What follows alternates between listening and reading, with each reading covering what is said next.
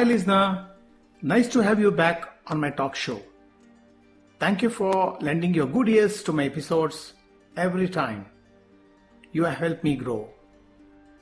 The Qatar World Cup is going to kickstart from the 20th November 22.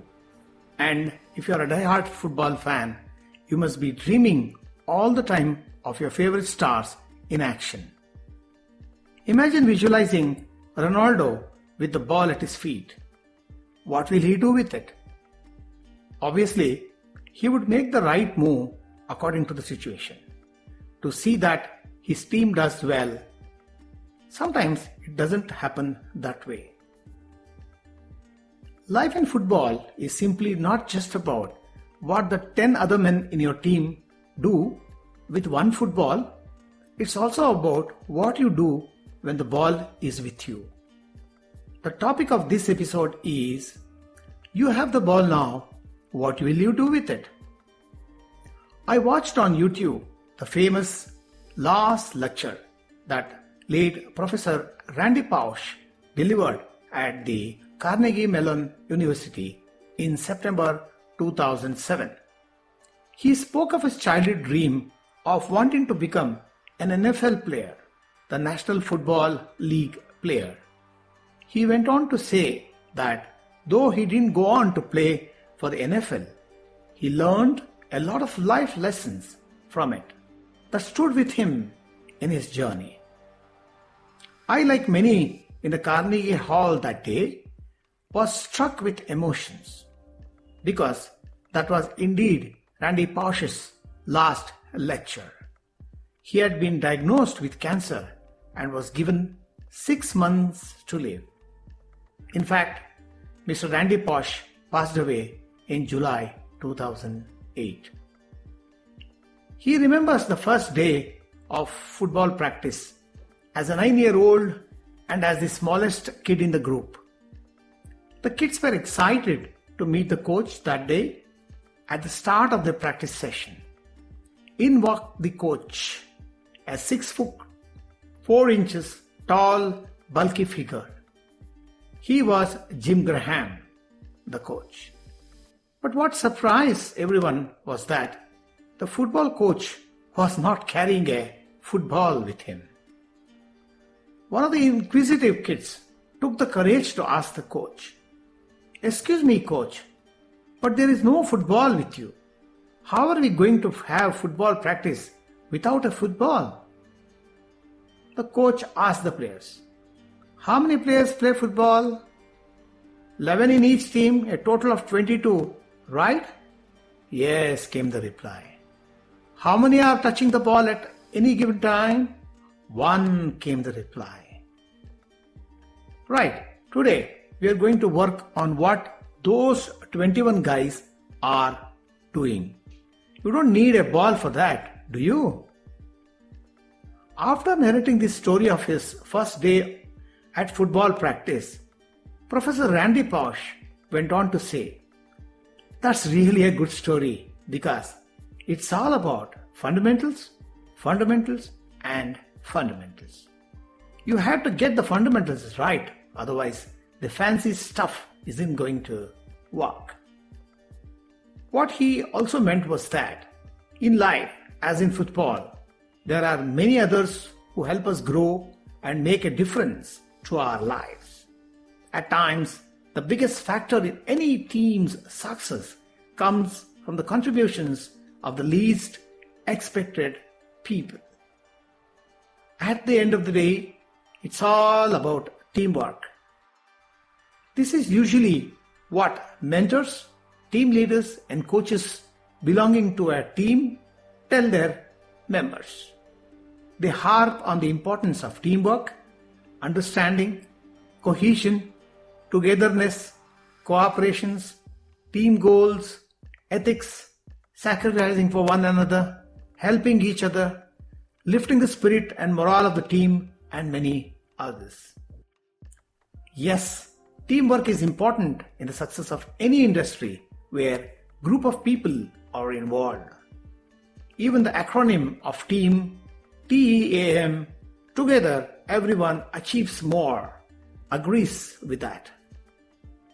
But when it comes to sports, and particularly in a team game, where the sporting activity revolves around the ball, things are not just about 21 men who don't have the possession of the ball. As the coach Jim Graham said, according to me, it's about the individual who has the ball in his position that matters. That's why I say every team sport is also an individual sport, because the team's fortunes rest on the individual who has the possession of the ball at that particular point of time. When the ball is with a player, what it does with it depends on the game situation and what physical and mental state he is in. One brilliant pass can alter the state of the match. The best example I can give is the penalty shootouts in football.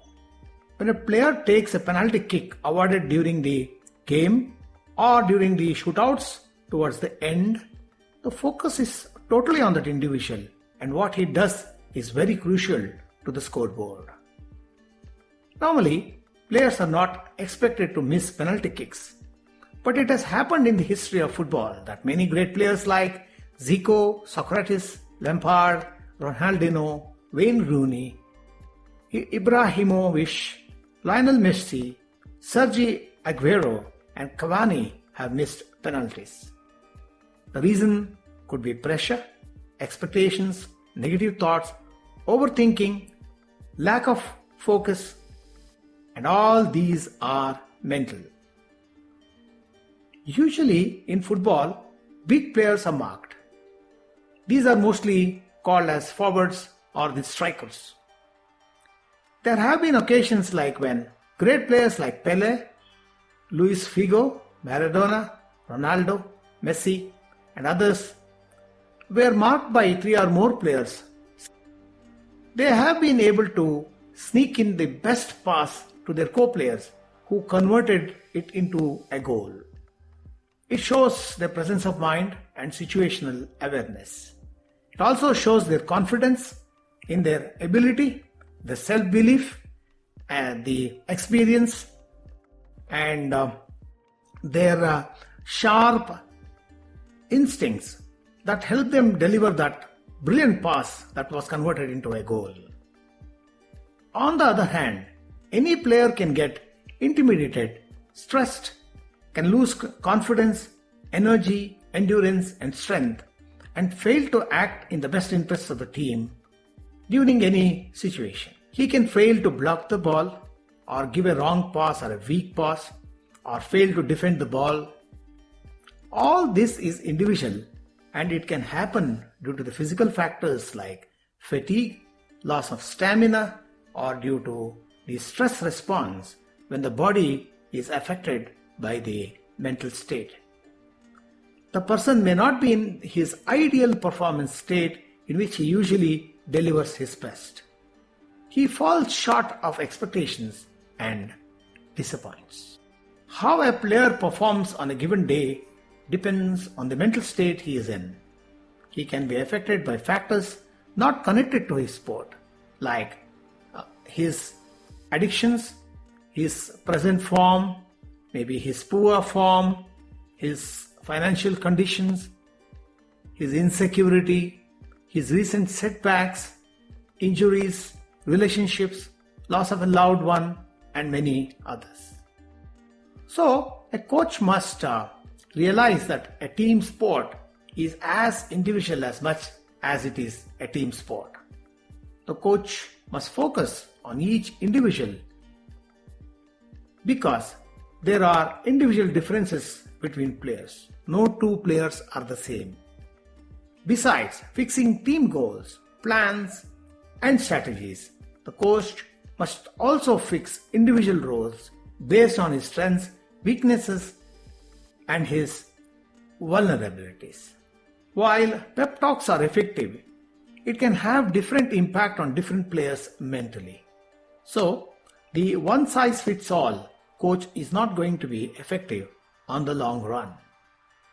He has to take each player aside, understand what he is going through, counsel him, support him, empower him, encourage him, and try to get the best out of him, in spite of all his limitations. No two players are the same as far as their ability and execution are concerned. So, eventually, what a player does with the ball at that moment depends on him more than the team.